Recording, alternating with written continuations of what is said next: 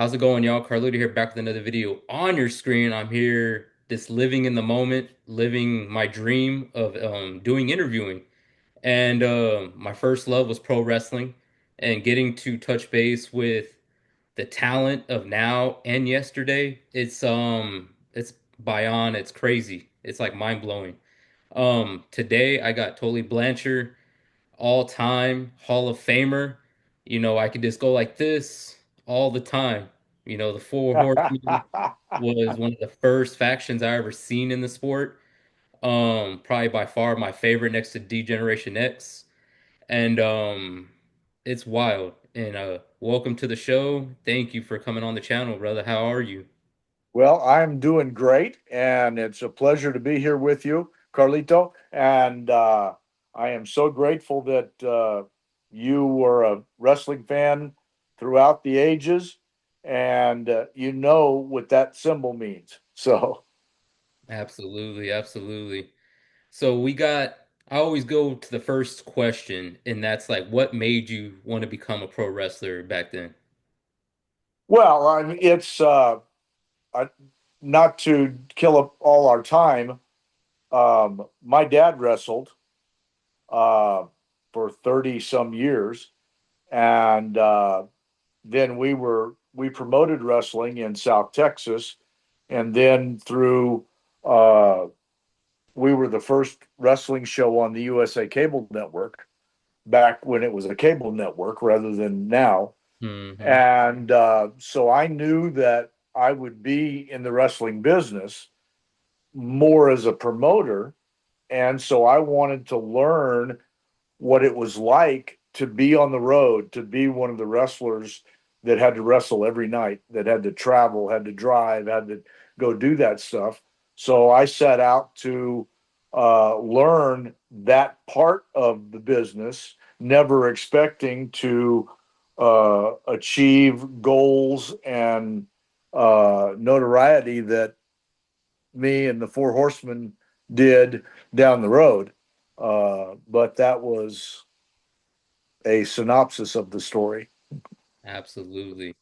So we go from the beginning, and your all-time favorite moment of being a part in a match. What would you say has been your favorite moment? Oh gosh, I've had many uh, moments that are memorable. Uh, a match that didn't get recorded one time was I wrestled. I was the Southwest Texas TV champion, and anybody that could wrestle me for and beat me in 10 minutes, they got to win the belt. Hmm. And so I wrestled Andre the Giant Oh one wow. time, and so I was being cute in my interview and said he can't catch me in 10 minutes, and then if I get 10 minutes, then I get a partner.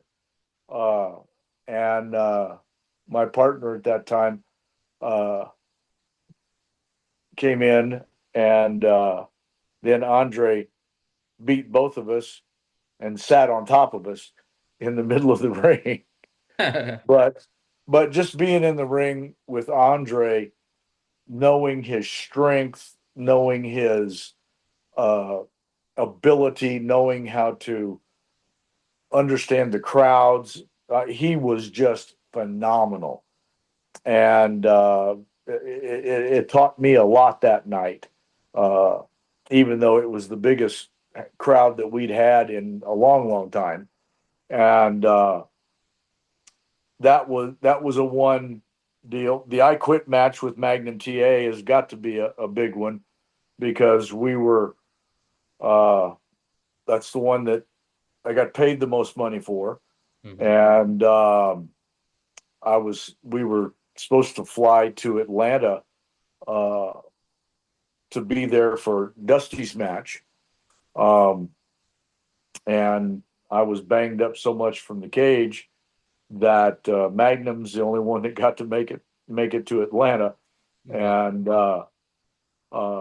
but that was a memorable. night also, Hmm. uh, because that's the one match that most people uh, understand and have watched and know of, Hmm. uh, even though it was pre-Horseman days.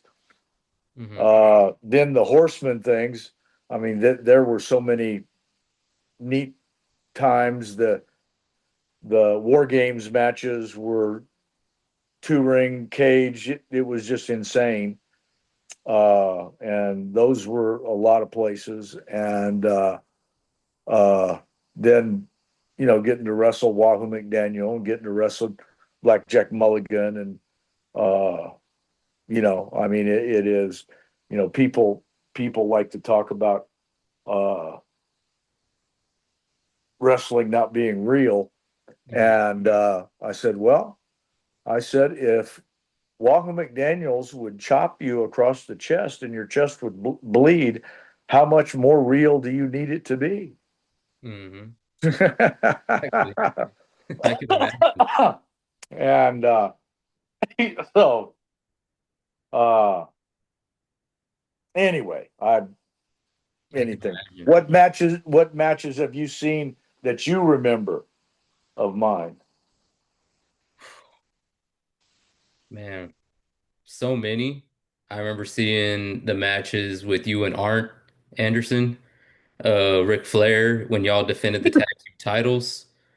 Um, I remember seeing I think it was a Monday night when y'all caught up to Dusty Rhodes and broke his arm. Ah, I remember that. Um, so that many. was very well done too. That was a wild. I was like, oh my God, like this is like the first time that I seen something crazy like that. Yeah. And I was like, oh, I told my brother, I was like, man, did he really break his arm? Like, damn, you know? But yeah, it was crazy moments. That moments will last forever in my eyes. And just y'all defending the tag team titles. I remember seeing like I can go through all the interviews that y'all ever did in front of that backdrop in the stand and everything, y'all holding the belts in y'all's hands. Crazy. And then even when you looked up at the lady on the balcony and you were like, all right, you know? Oh man, so many moments. Leads me to my question was being part of the Four Horsemen. You know, what's been one moment that one thing that wasn't on TV that you can tell everybody?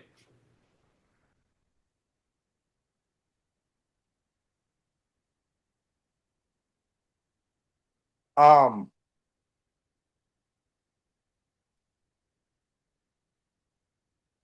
I don't know. So much of our lives were on TV. Uh, every day, every week, they recorded stuff so much. Um,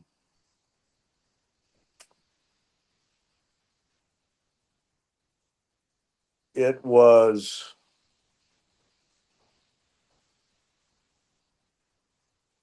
probably one of the neat things that really never got on TV. And I think we recorded something there once, and in Chicago, uh, there was a nightclub that we hung out in after the matches, and we would advertise that we would be in their bar after the matches. If you wanted to come have a drink with us, come. Mhm. And the line would be around the block. No way. And it was uh, and they never charged us. I mean, it was just insane.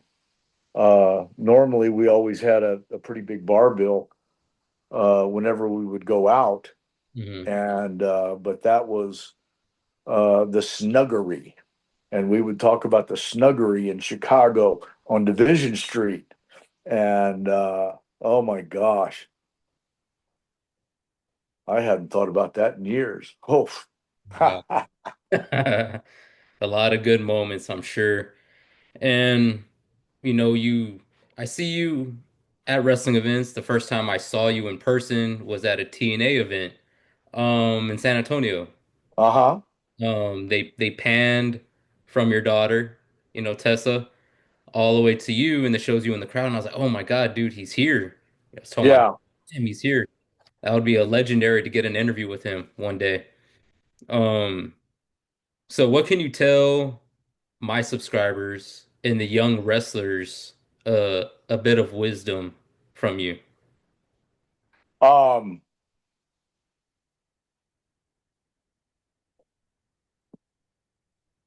Enjoy what you do. I mean, it has got to be something that you enjoy. Um, if you want to excel at it, you have to do things that I couldn't tell you how to make them, how to do them on this Hmm. show at this time.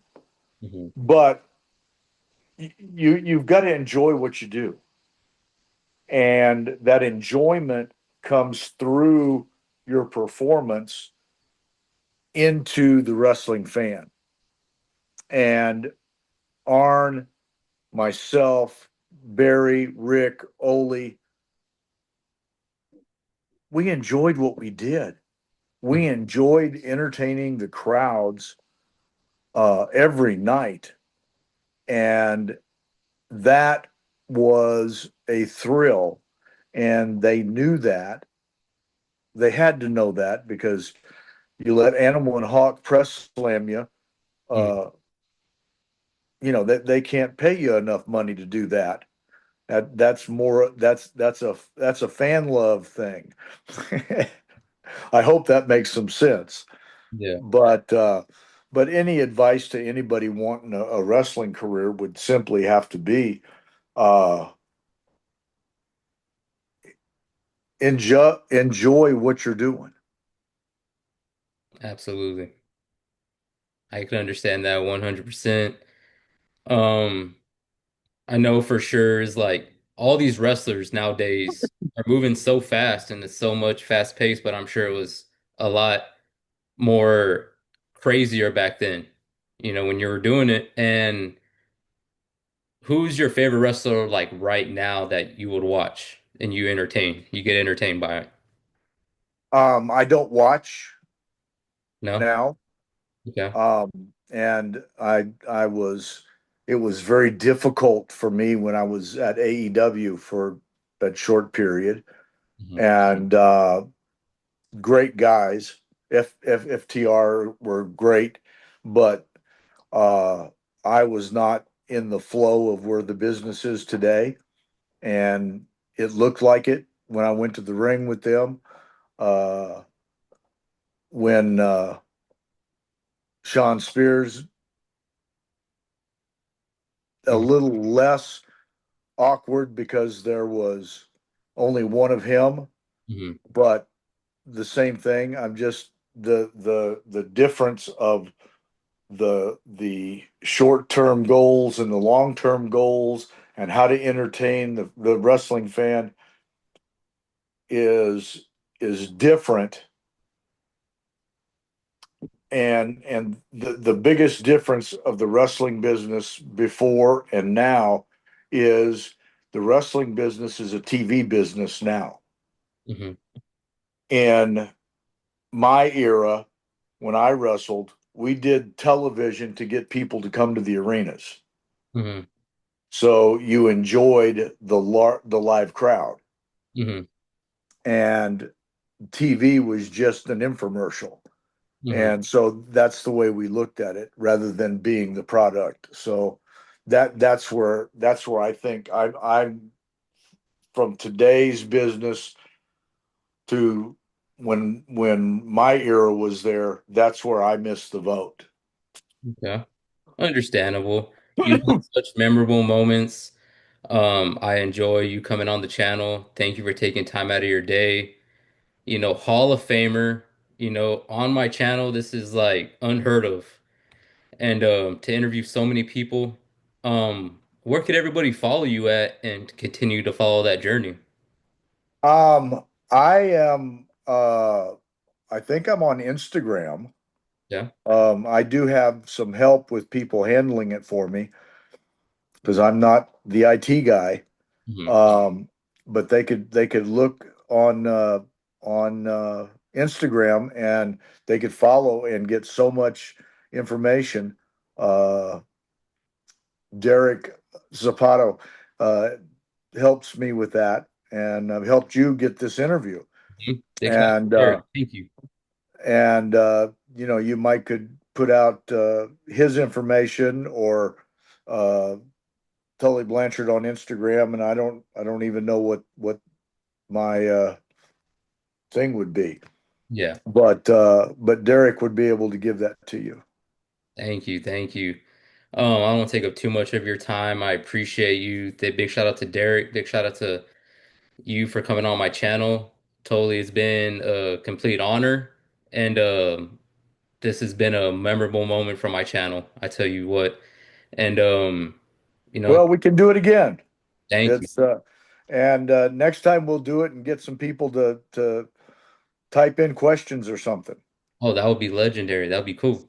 I like that. I appreciate you for coming on the channel, and totally. To Carlito. Big shout out to all my sponsors as well. And follow my guys at Danella Drive, really good band here in San Antonio, Texas. And it's been Tully, Carlito, One Love. We out. Bless you. Thank you, bro.